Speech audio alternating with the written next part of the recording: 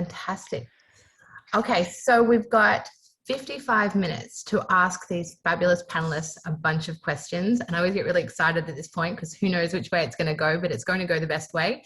I'm going to ask the first question. Manoli, when you gave your intro, you mentioned data migration. Now, I work in technology and even I don't know what that means. What does it mean? Tell me about it day to day. What do you really do? Yeah, so basically what we do is, so if a client needs to change systems, we basically take all the data from the source system and move it to the target system. And we also do data quality checks, which is just checking if the data adheres to their business requirements. And then also lastly, doing the reconciliations, which is basically comparing the data at your target system and the data at your legacy system and making sure they are the same and making sure we've done the migration properly. So that's kind of the gist of it. Okay, so give me an example. Just pretend I'm Coke. What are you actually doing for me? Coca-Cola, like the drink. Yeah, but I hope so. Yeah.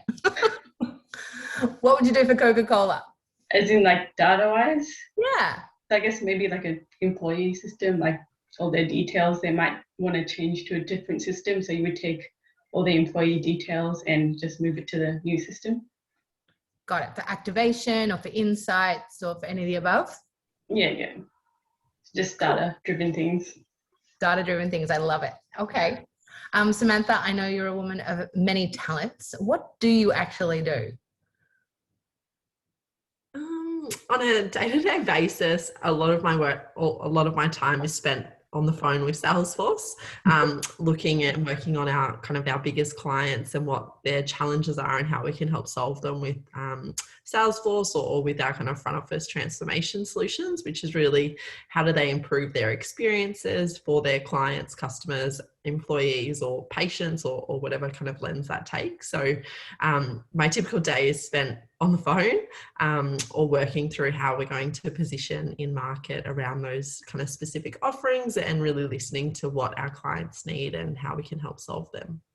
I feel like when we talk about digital transformation, that is very much what your world is about. Is that right? Yeah, correct. Yeah. Cool. So okay. moving. You go. Oh, sorry. No, I was going to say, so, helping organizations move to new technologies and upgrade from, legacy systems, making sure that they actually have the right systems for their business and it works for them and actually helps drive, a better experience for their customers and clients. And one thing I'm always fascinated by partners such as PwC and some of the other big names is you have a very multifaceted business. So you in particular work for the Salesforce practice, but there's a bunch of other technology practices in PwC, right? Yeah, correct. Yeah. So we have enterprise systems such as SAP, Oracle, Microsoft, Salesforce, AWS, and a whole raft of other kind of smaller technology players as well, or vendors, as well as our team that looks after delivery of large-scale projects, data migration, that looks after analytics, cloud infrastructure. So kind of our end-to-end technology transformations is what we can help our clients with.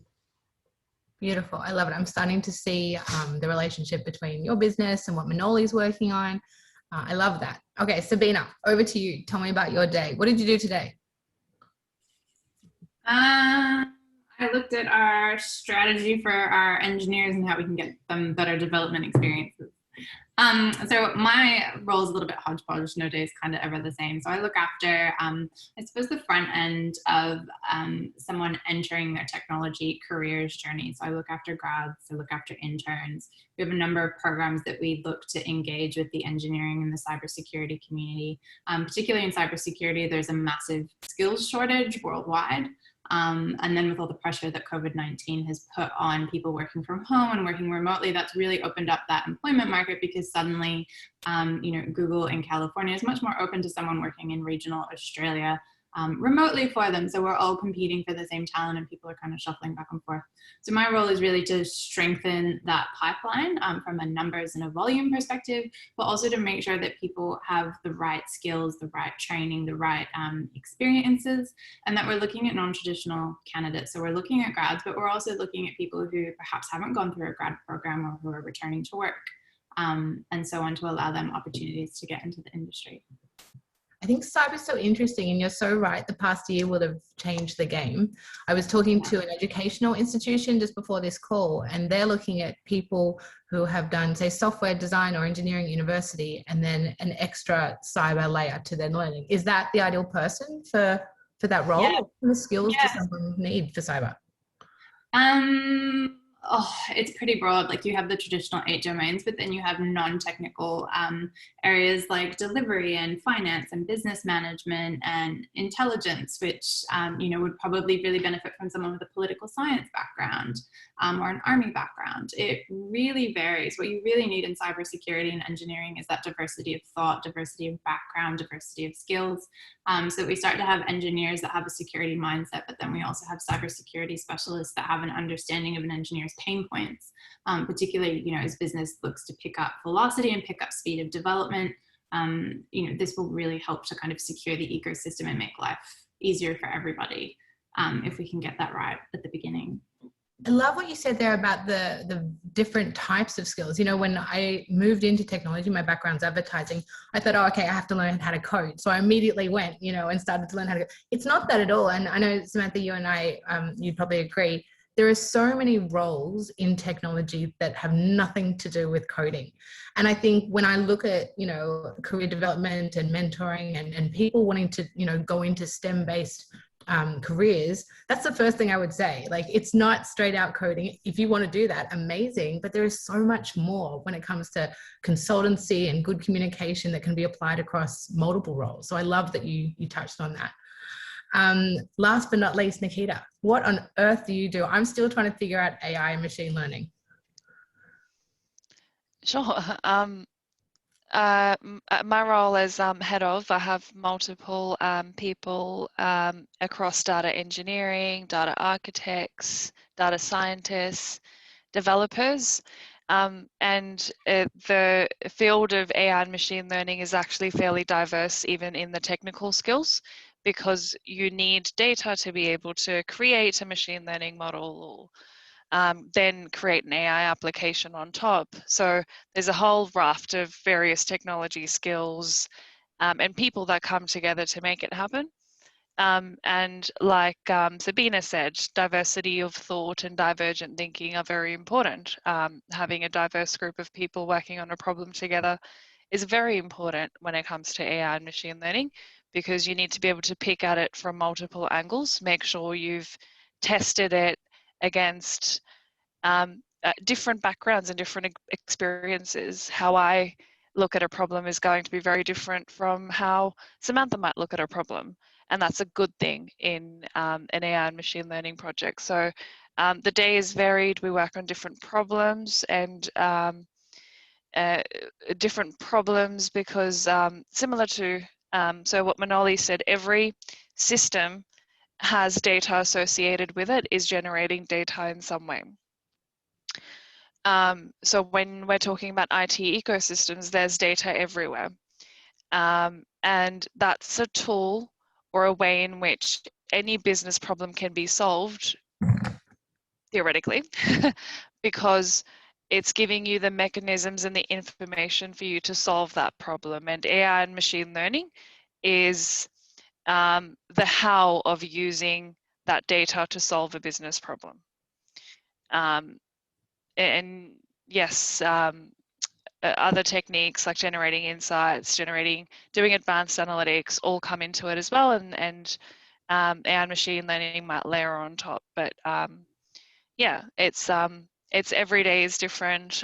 In my role, I'm looking at program deliveries for multiple clients, or sales, or what we call pre-sales, which is consulting on the best solution fit for a particular client before we pull it into delivery and have designed the solution for them, etc. So It's a diverse day. So actually today, this is my second panel. I've got 3 today. So I was at ARN Influencer Network earlier, where I was on a panel. This is my second panel. My third will be later this evening. So that was my day, but that's not very regular. We all warmed up by number 3. Nikita, everyone now wants to know, are you the smartest person on the call? Like, how technical are you? I'm probably not the smartest person on the call. I have a technical background. I did statistics at university. I started as a data scientist and moved up into managing teams, and that's always been my background.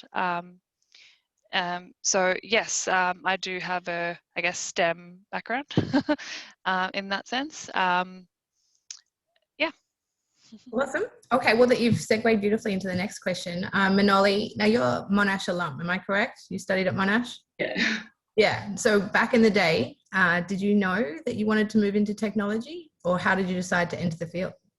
So basically, like when I was young, I didn't really know what I wanted to do, and I wasn't really exposed to IT. It was never like, I never thought of it as an option. You know, you have maths, English, and like you kind of like made to do that. It's mandatory. So I never really thought about IT, but then someone suggested it to me and how it's going to be really big in the future. So I did education and IT at Monash, but then I found out in the first year that I really enjoyed the IT side of things much more better, because you know you're solving problems, you're creating something out of nothing, and you know you get a real feeling of accomplishment when you do that. So yeah, that's why I chose solely IT in my second and third year. Awesome. And look, things move quickly, you know, between university and then your first post in a career. Sam, you've been in the industry a little while now. Have things changed much? Do you see a lot of change, or is it really the same stuff but just a slightly different spin? I think it's constantly changing. I think the pace in which technology moves means that people are always kind of running to keep up. And definitely, you know, technology is one of those industries where there is quite low barriers to entry for new players that are designing apps or, you know, APIs and things like that. And so I think it's always changing and, you know, keeping up to date.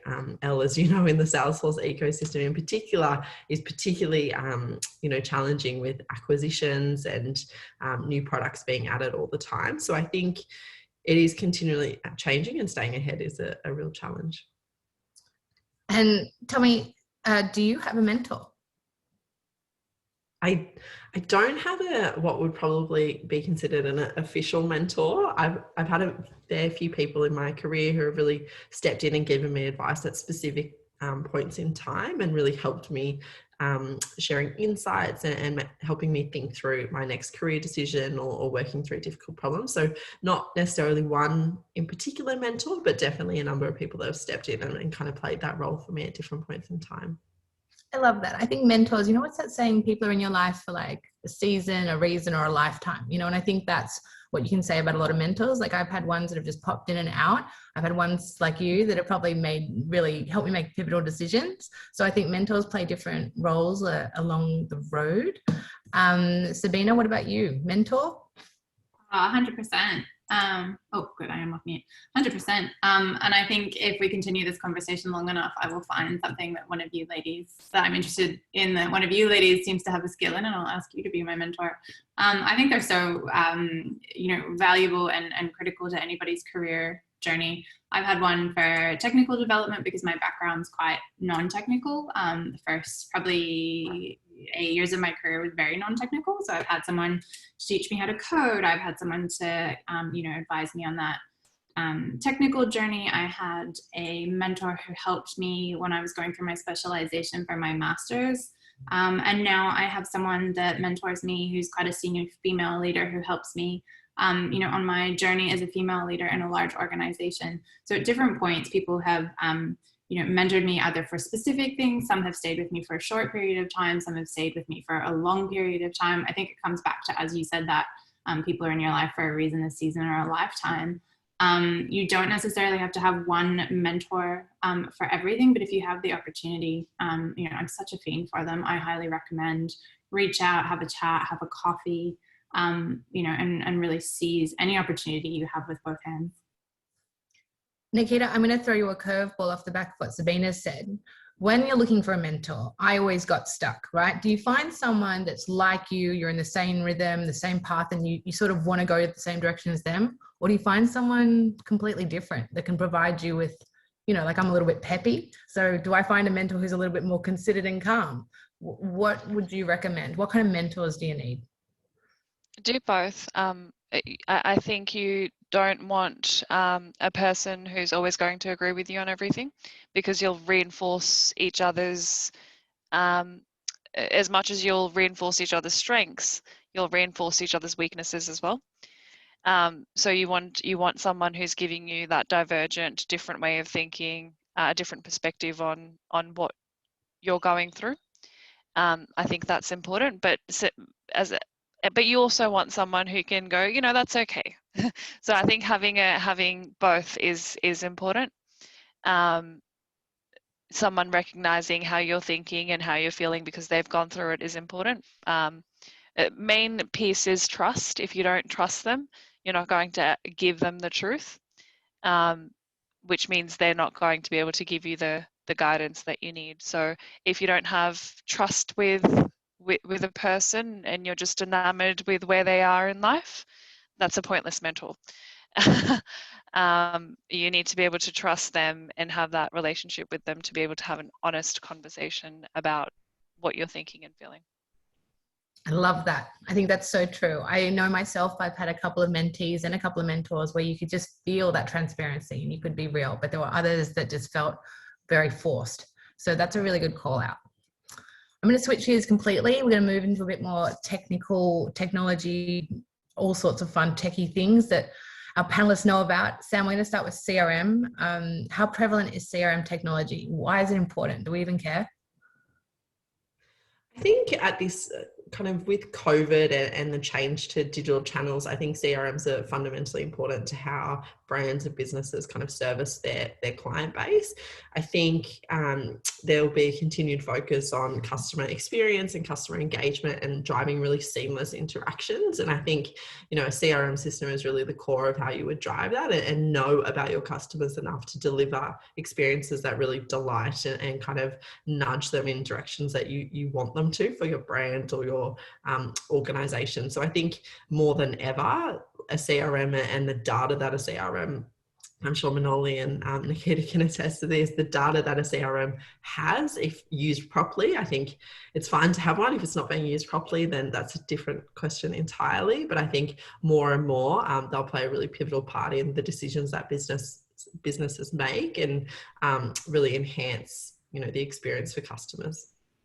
So Sam, 8 years ago, someone said to me, oh, Salesforce is really taking off. You should go and work for them. And I thought, what do I want to work for a CRM company for? Now I know the answer. But for everyone else on the call who may not, is CRM boring or is it exciting? Which one?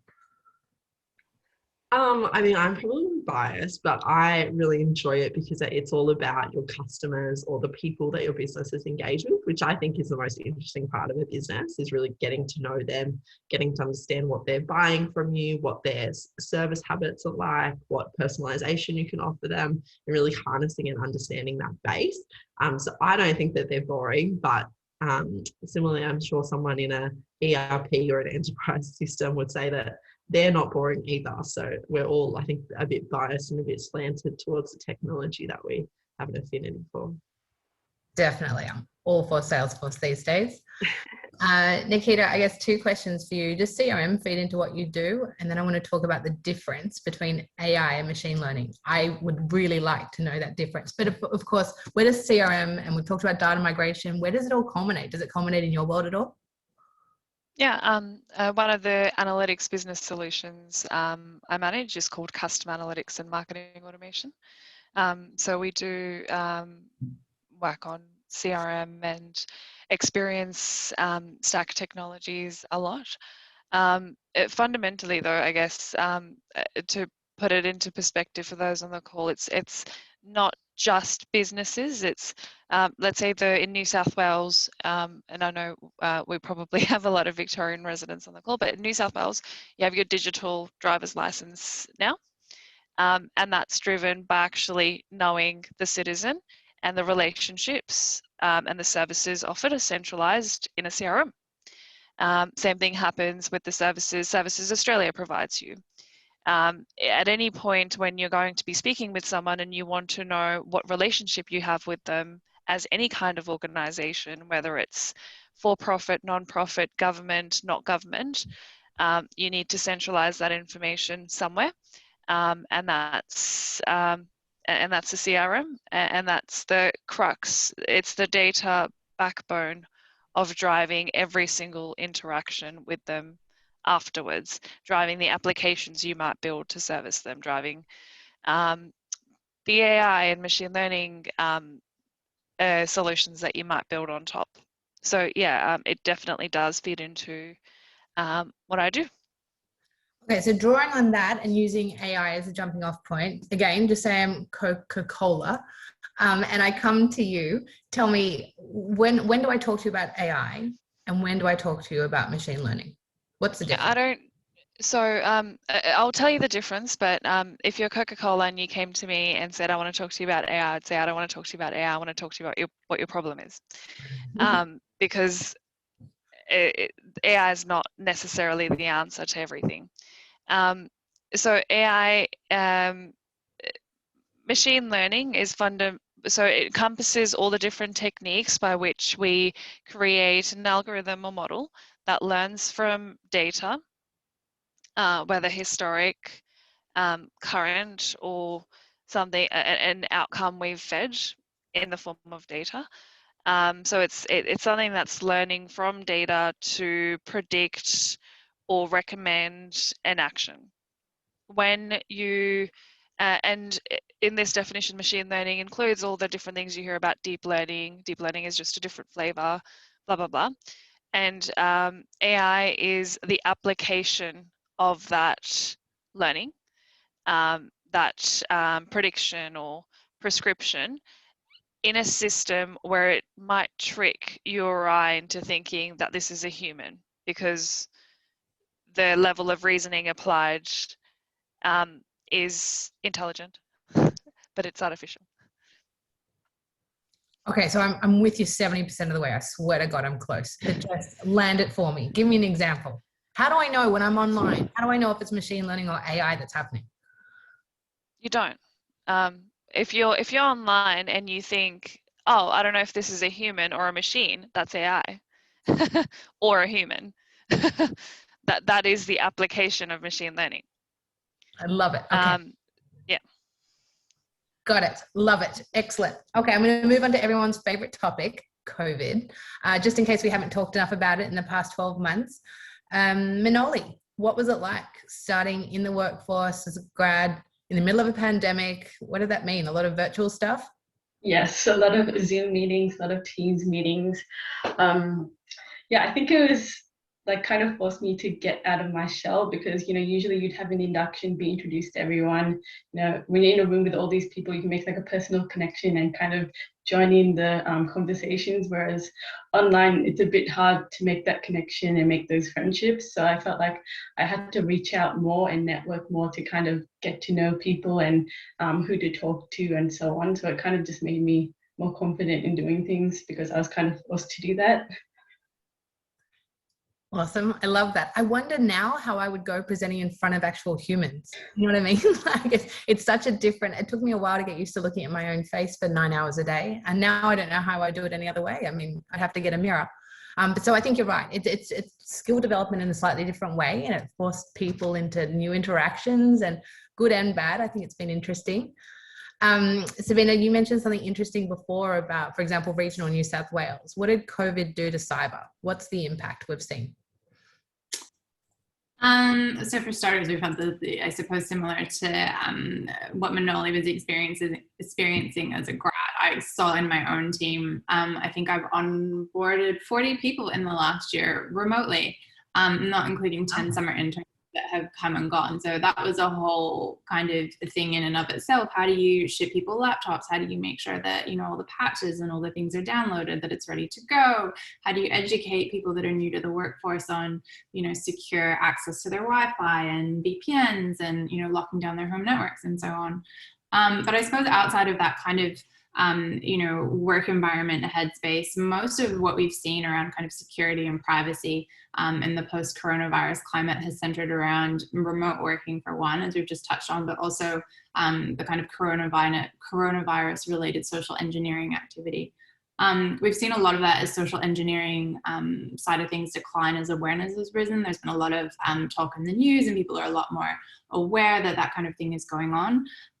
But as you know, we see more people working from home, and I think that's really here to stay for the long term. More people working online, the security of your collaboration tools and so on becomes a concern, because they all come from various levels of security, and we really need to be careful around what tools we allow and we utilize as employers.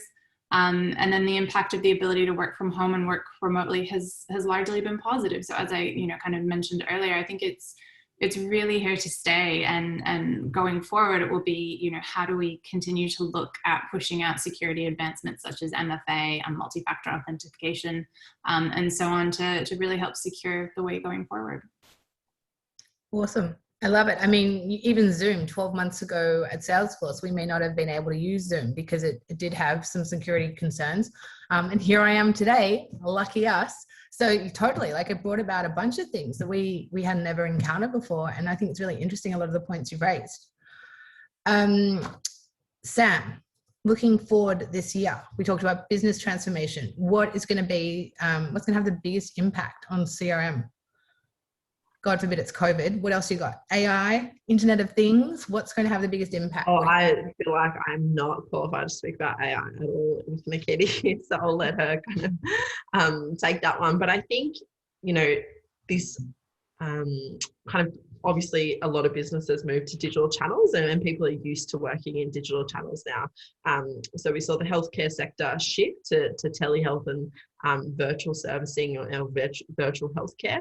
We saw government move more quicker to those types of channels as well. And I think really embedding those and looking at how you make them really sustainable over the long term is something that a lot of organizations are going to have to manage and deal with. And obviously having a really strong CRM that kind of helps your employees manage those relationships and manage those channels is going to be kind of fundamental, as well as self-servicing. So everyone likes to go on and be able to get the information that they need when they want it. And I think that is going to continue to be a really strong trend.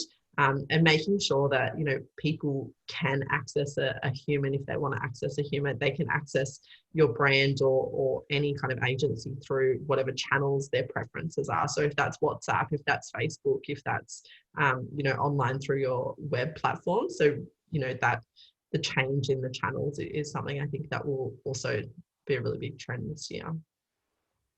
Awesome. I love that. You know, it's so interesting. Someone was talking to me the other day about just that, how the way I interact with my family and friends, like WhatsApp or chat or everything, you know, those movements we do through social networking, businesses are now adopting into how they move forward, you know, and those features. So I think it's going to be very interesting as we see more and more companies, that businesses have to involve in how they communicate with customers and bring that data in and send it back out. It's going to be great. Yeah, and I think probably those non-traditional. Yeah. Oh, sorry. All right. You know, like governments using, if they can use Facebook, if they use WhatsApp, how do they actually engage with their citizens in a way that they want to? And similarly, the healthcare sector has been fundamentally shifted by that as well. You know, who would have thought before we were all going to jump on telehealth, you know, channels for all of our doctor's appointments? At the time, that seemed really far-fetched, but now it's kind of common practice. And so, you know, it wouldn't be that far-fetched to be able to interact with your doctor via WhatsApp or via Facebook, and similarly book vaccinations via WhatsApp or book, you know, your next upcoming appointments. And I think we're seeing globally that there are countries that are moving quite quickly to those types of channels as well. Awesome. Love it. Manoli and Sabina, I'm going to get you to answer this one. Were there certain things that you participated in uni that helped you along the way? I know everyone on this call obviously has been at university in some form or another. What are some extracurricular activity things you did, or maybe it was just mentoring? What would you suggest to a uni student that's helped you get to the career path that you're now on? I just randomly picked you. Manola, you go first. So basically in my second year, I was like debating on my major. Should I do software development or business information systems? So I was looking for something to get like some real life project experience. So there's a company called ThoughtWorks, and they run a program called Level Up. And this is where you have like kind of like a fake project, and they make you create an app for a product owner, and you basically go through the whole process of product development, and you get given roles and things like that, and you do, you know, the normal agile things like stand-ups, retrospectives, showcases, and it kind of shows you know, what it would be like in real life and whether I would be interested in it. So yeah. I think that's so cool. The biggest thing I hear in my role when I'm speaking with many of our partners and customers who are looking to hire is we want someone with hands-on experience. And it's not always possible, but that sounds like a great example of what is possible. So I think that's awesome. Sabina, now you've completed Masters of Business Administration. Was there anything extra you did when you were doing that sort of helped you along the way, like community groups or mentors or anything along those lines? Yeah, so I leveraged my mentoring network pretty fiercely. And actually, I want to touch back on that, which I didn't mention earlier. I treat mentoring a little bit like speed dating. So because coming back, I think, was it Nikita who mentioned it's, you know, if you don't have that transparency and you don't have that trust, it's not going to work. So I usually, if I, you know someone who's, you know, experienced in leadership or whatever, and I set up a coffee with them and then get a sense of whether I like them, you know, whether we're gelling, whether there's flow back and forth. And then from there, I might say, hey, I really love this chat. Do you think that we could have coffee every 3 weeks for 3 months? I always put a cap on it. So that doesn't awkwardly drag out and we don't have to break up with each other. And we know there's an end date. So I leveraged my mentoring network, and I just basically said yes to everything, which is kind of how I ended up in cybersecurity. So I have a non-technical background, but I've always been really curious. I've always had an open mind. I've always been a bit of a nosy busybody, asked questions, got interested in what other people were doing. So that's kind of what I did while I was doing, you know, my MBA.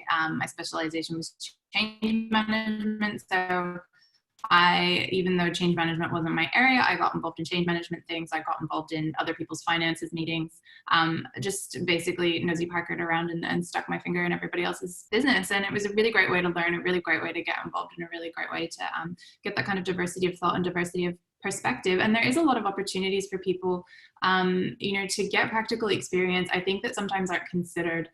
Sometimes you need to think outside the box. Someone came across my desk the other day in their resume, and they'd actually been volunteering and running the IT servers and networks for their local veterans community chapter.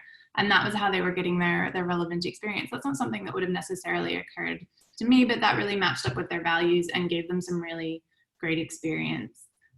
So definitely, you know, get to know people, be curious, and you know, say yes to whatever kind of comes across your path. I think that's a great idea. I think we focus a lot on Salesforce on doing good. And if you can combine doing good in society with getting hands-on experience for a not-for-profit, it's a win for all. So I love that. Sam Pierce, are you like working with guide dogs at the moment? Is there anything there that's got to do with CRM? What's the thing on your LinkedIn? So I work with not quite guide dogs. So I sit on the board of a not-for-profit that provides service dogs to people with post-traumatic stress, post kind of military careers or first responding careers. And so, yeah, absolutely, there is a heavy CRM element there around how do we manage the, you know, information of people that have our dogs, how do we manage our assets or the dogs, and how do we make sure that we're kind of checking in on them when they need to be. Obviously there's lots of manual kind of work in that involved, but I think, you know, a central place where we're able to kind of store all of that information and help out our team that work with those people have the information at the right time is definitely, you know, one application of a CRM. I was not expecting you to take that and run with it in the serious direction you did. And I really am based on that. We need to talk more about this. This is awesome. So thanks for sharing that one. I'll be picking that up after the call.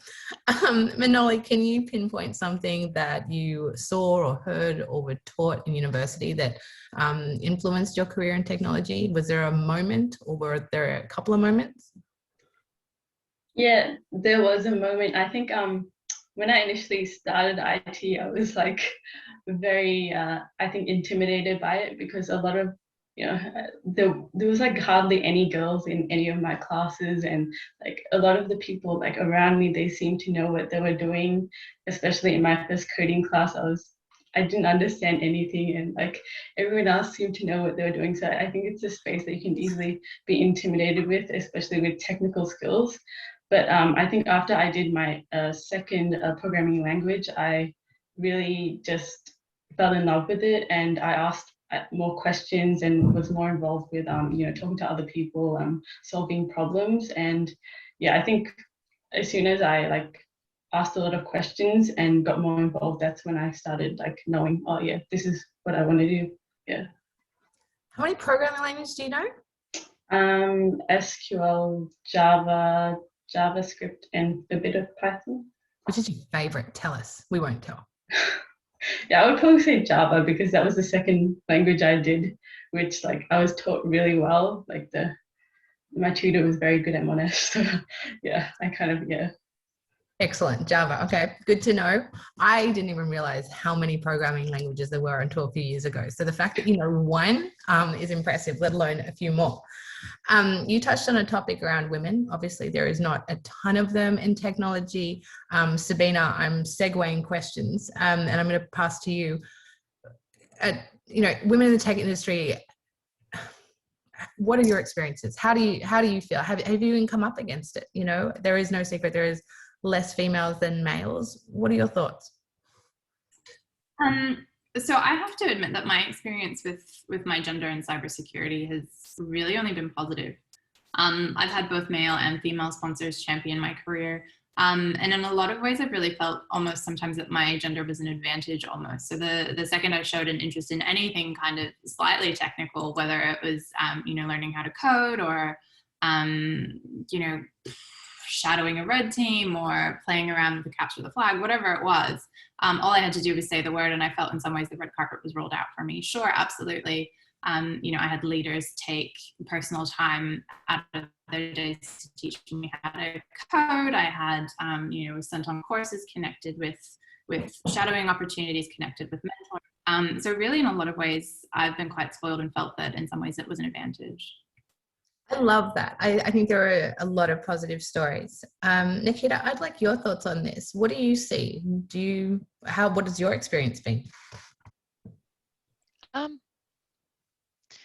think, when I was studying, when I was at school, and these are the numbers back this up, when girls and boys are going through school and they look at high math skills, they're on par. Except girls also have high verbal reasoning skills.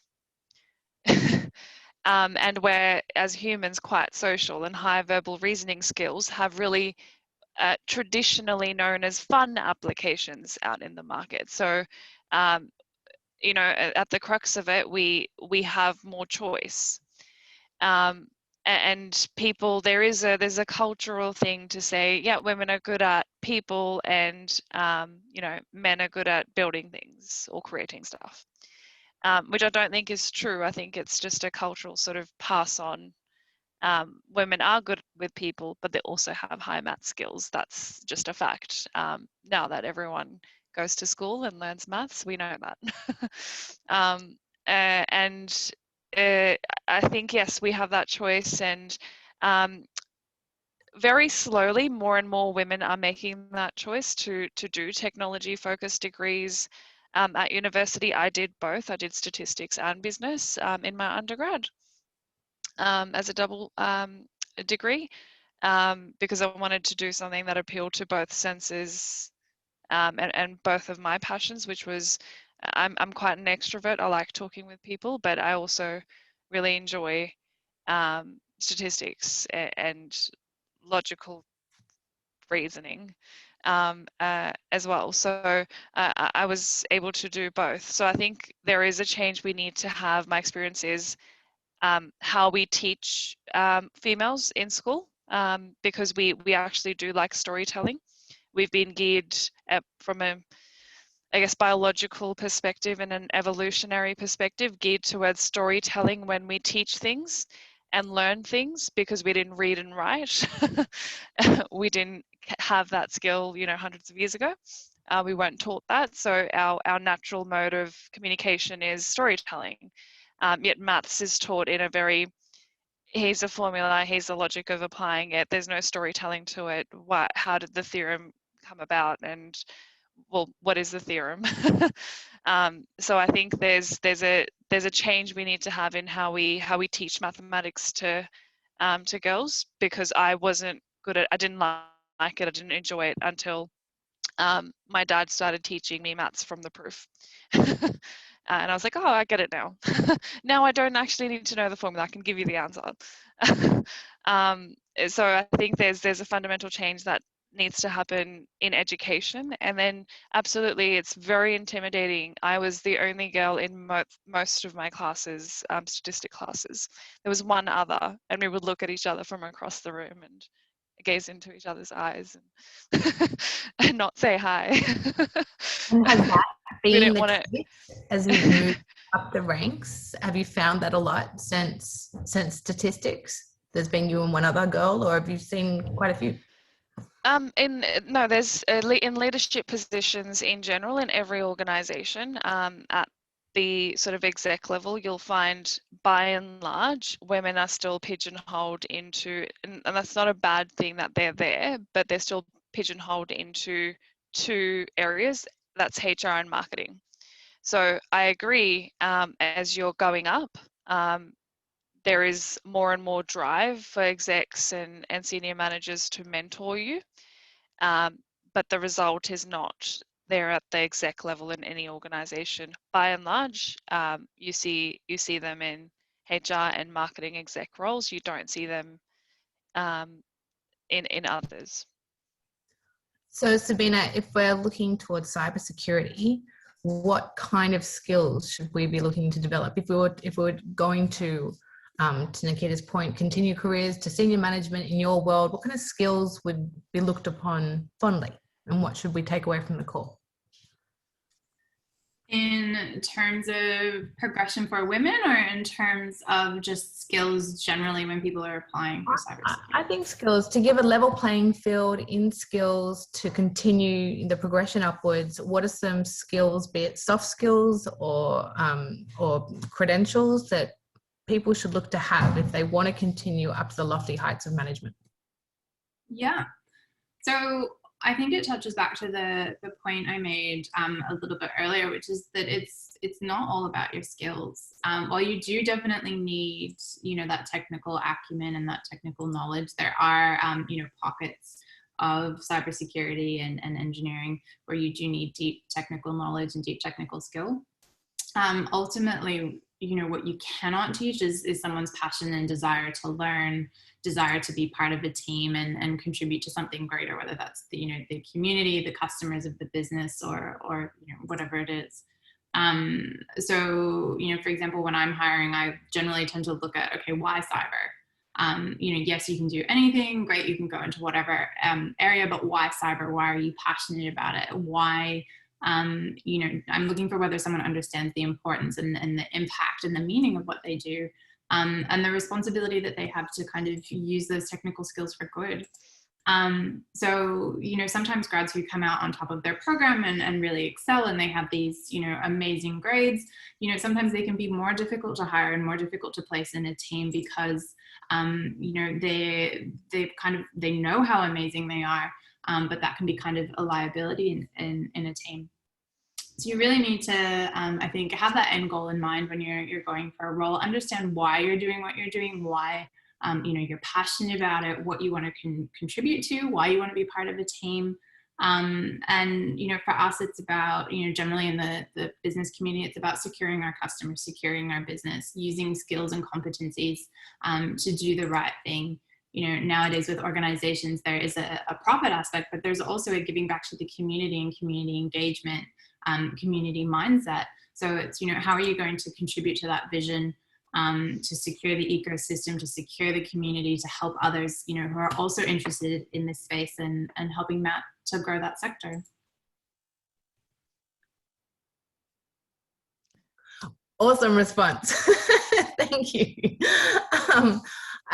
Okay, so switching gears again, because I'm moving around a little bit here. Nikita, I want to draw on something you said around female leaders. Now, I've got to admit, if we were at a boardroom table, as one day I hope to be, and I heard you talking very technically about AI and machine learning, I would be impressed. Manoli, what do you think? What does it mean to see senior leaders in your organization or beyond? Like when you see a female get up and talk, is it important? Does it even matter they're female? Like, why is female leadership so important, and what does it mean to you?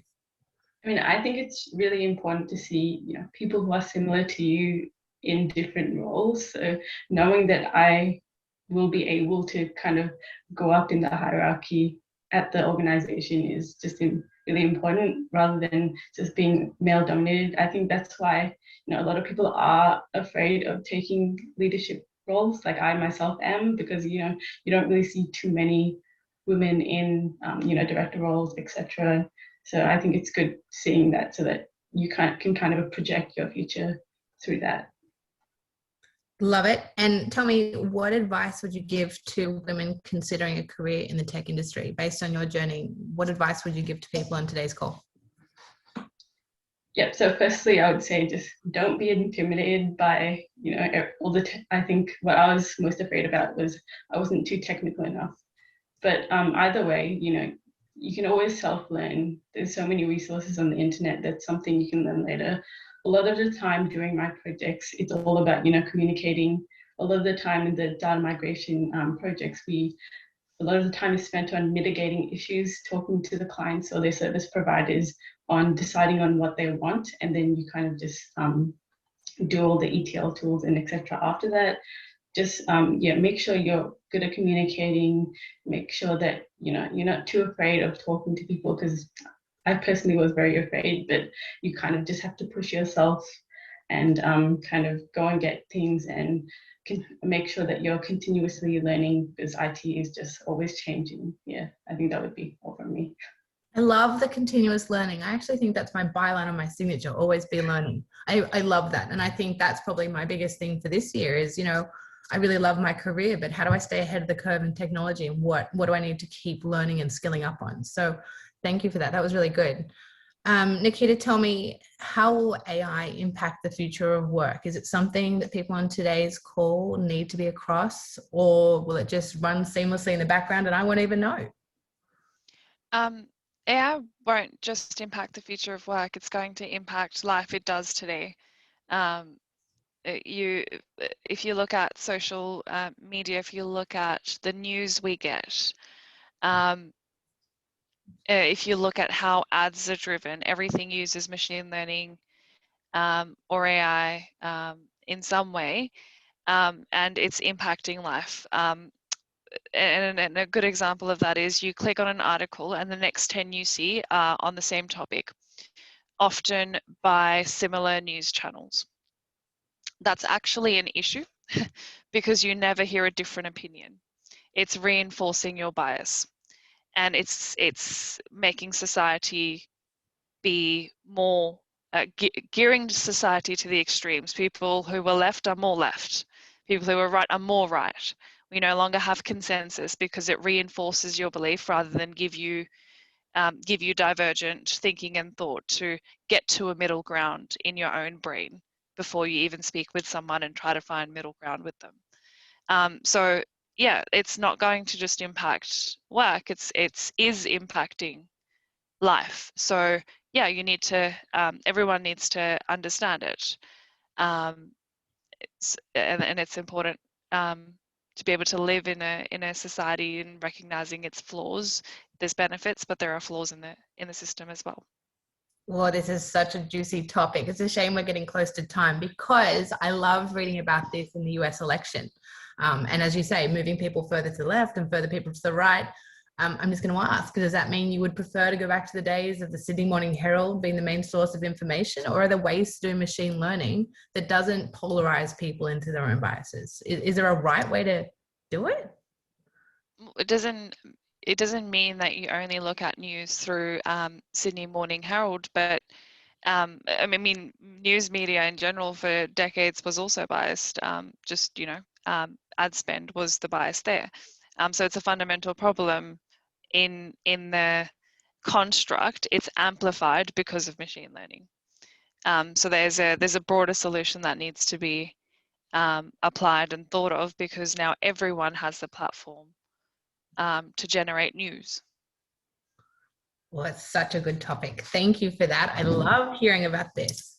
I'm going to move to our final questions, then we're going to open up the floor for questions. But Sam, tell me, what's the biggest challenge you've faced professionally?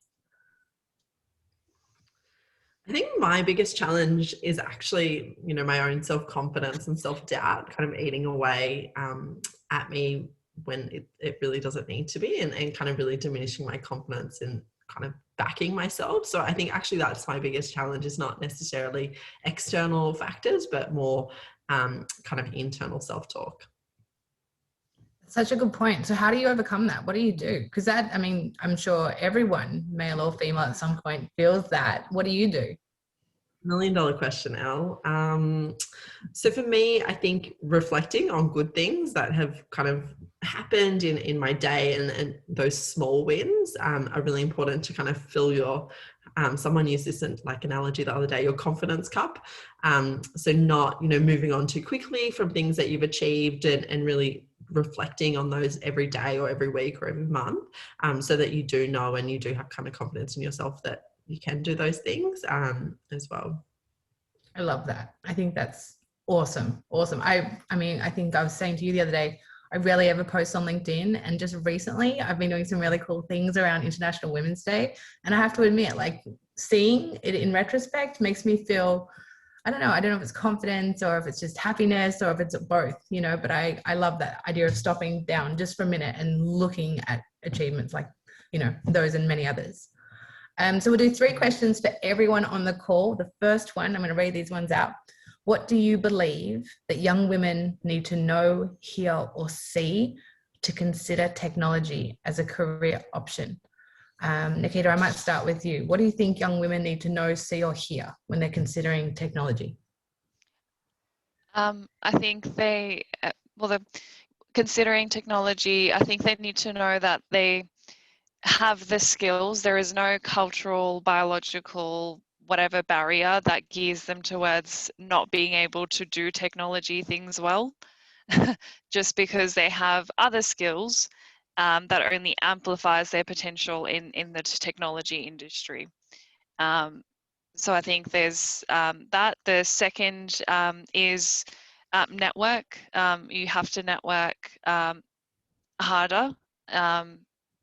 Then I think, and this might be my perception, then men might need to in the industry. It's harder to find women in the industry because there are fewer of them. So you need to network to do that, but also network with men as well, like everyone. Just build a really robust network of people you can ask questions, bounce ideas off, and that's going to also determine a lot of your career progression, your network, ultimately in technology.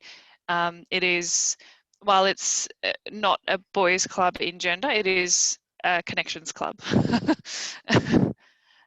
So that has a big impact. So learning to build that at university through saying yes to everything. I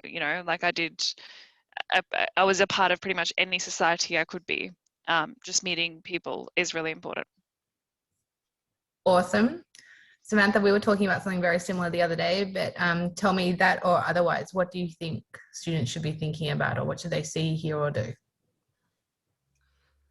I think, I don't know, for me, my probably biggest advice is that you don't need to know everything. So I think people get really overwhelmed by the amount of information, and being really technically skilled and needing to know code and needing to know cyber and needing to know kind of everything that's going on at once. And I think you don't need to know everything. Just look at what you're good at and kind of really focus on that, and then bring other people in with you that are good at the other things that you're not so good at, is probably my biggest takeaway for people.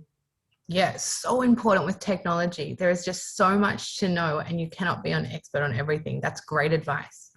Manoli, what have you got for us? What would you tell everyone on the call?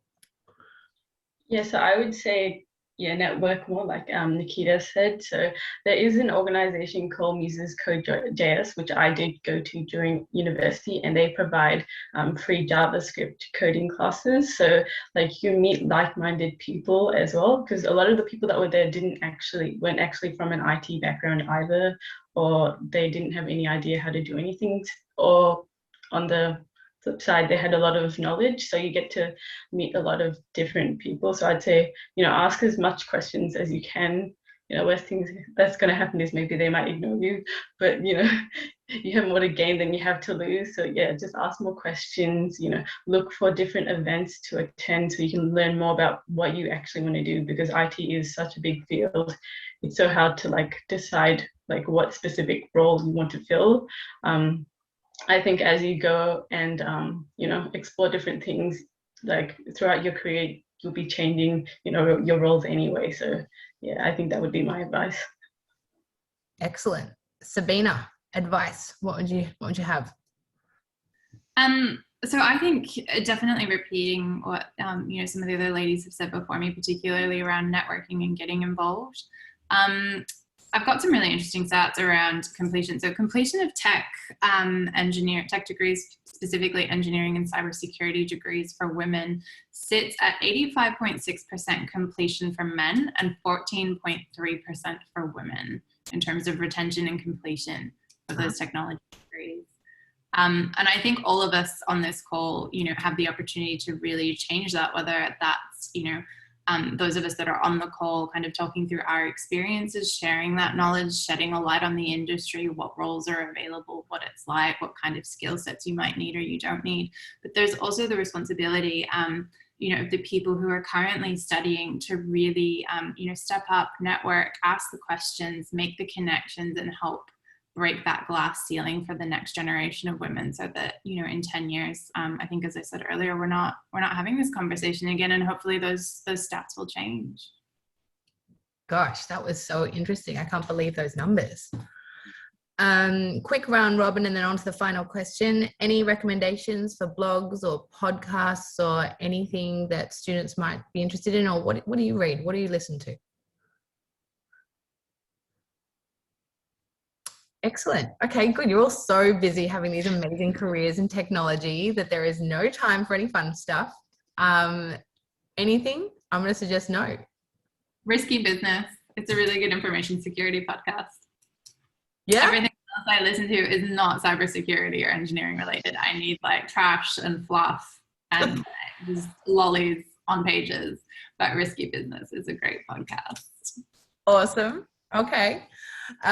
Final question. What is the key takeaway that each of you would like to leave with students? Manoli, I'm going to finish with you. I'd love you to give us out your parting advice. Take us home on that one, then we'll open up for questions. Sabina, we'll stay with you. What's your parting advice to students, or what would you like to leave them with? Yeah. I think don't be afraid to throw yourself in the deep end. Say yes to whatever comes your way, even if it's scary, especially if it's scary and challenging. That's where you'll get the most growth. Yeah. I couldn't agree more. Absolutely. Nikita?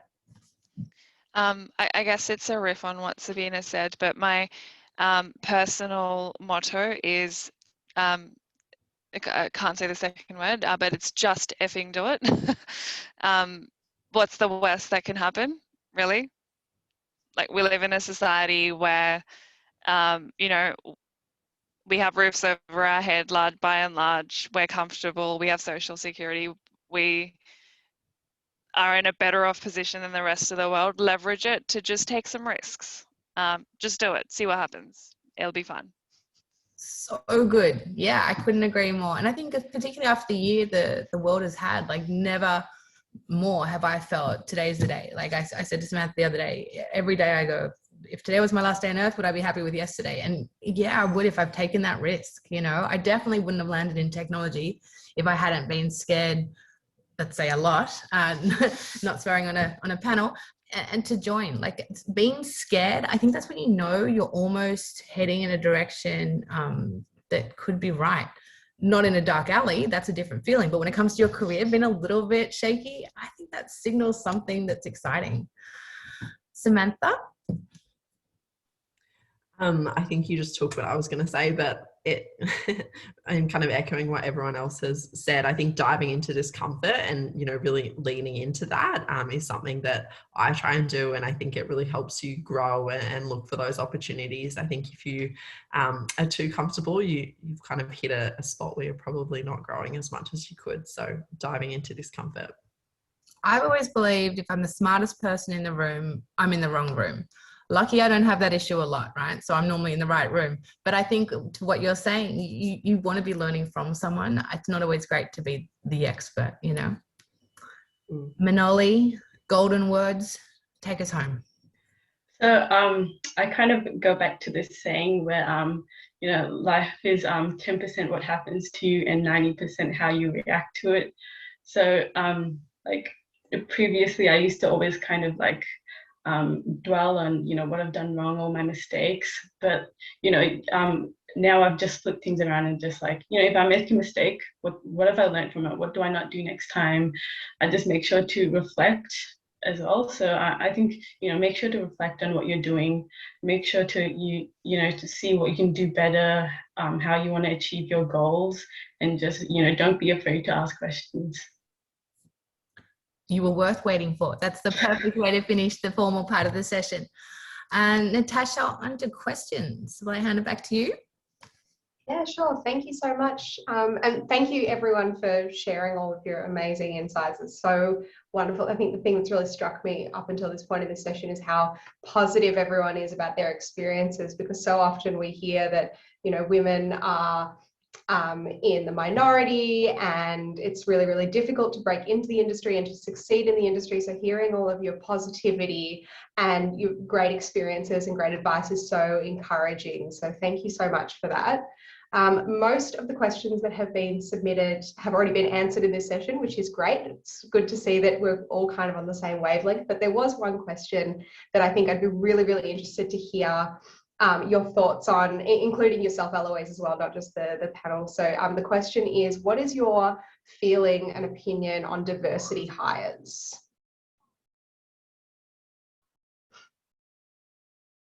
Do you want to take that one, Eloise? Crikey. Of all the questions, I don't know. Sometimes I think about my own career and I think if I was to be, you know, I've just come out of a team where there was 9 guys and there was me. And I wonder, am I in that team because I should be in that seat or because I'm the diversity hire?